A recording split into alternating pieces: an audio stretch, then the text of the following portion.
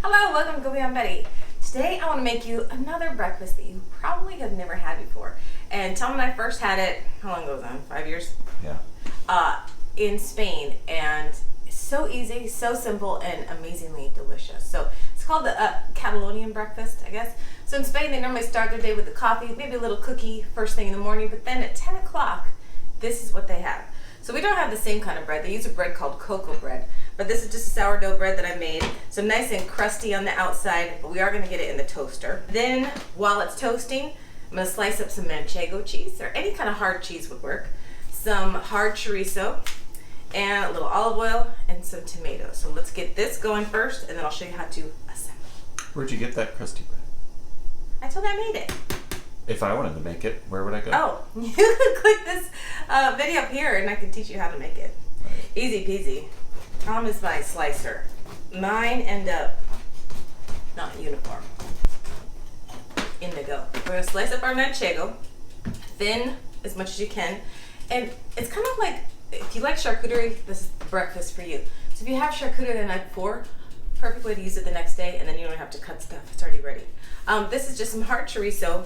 A long time ago for Tom's birthday, I found this company. They're called Olympia Provisions out of Portland, Oregon. And so I basically got him like a sausage of the month thing. And we've been ordering this stuff ever since. Best birthday gift ever. Fear not, it's gonna look like this.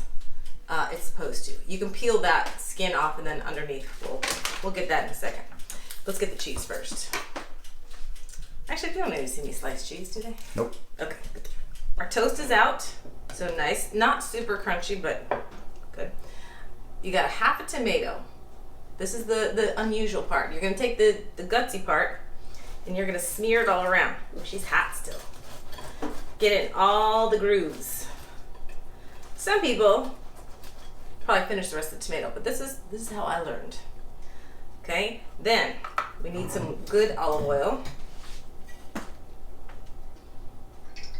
Nice splatter on top. I like a crusty salt. You could use any salt, but this is Maldon. You just keep these little tiny things. It's a finishing salt. A finishing salt. So think of like a really good BLT. You need that delicious tomato, but you have to have that salt on there to really taste it. Then top with your cheeses, your meats, and that's it. Boop, boop, boop, boop. Your Catalonian breakfast. So like I said, this is what they eat. This is 10 o'clock. You have a quick break. This is your little snack. And then the midday meal is around 1 o'clock, 1:30 with your meat and vegetables and things like that. So this keeps you going. So thank you for joining me at Go Beyond Betty, where you are taking risks in the kitchen. You're learning a new breakfast. It's having a delicious breakfast and not having to cook. So what gets better than that?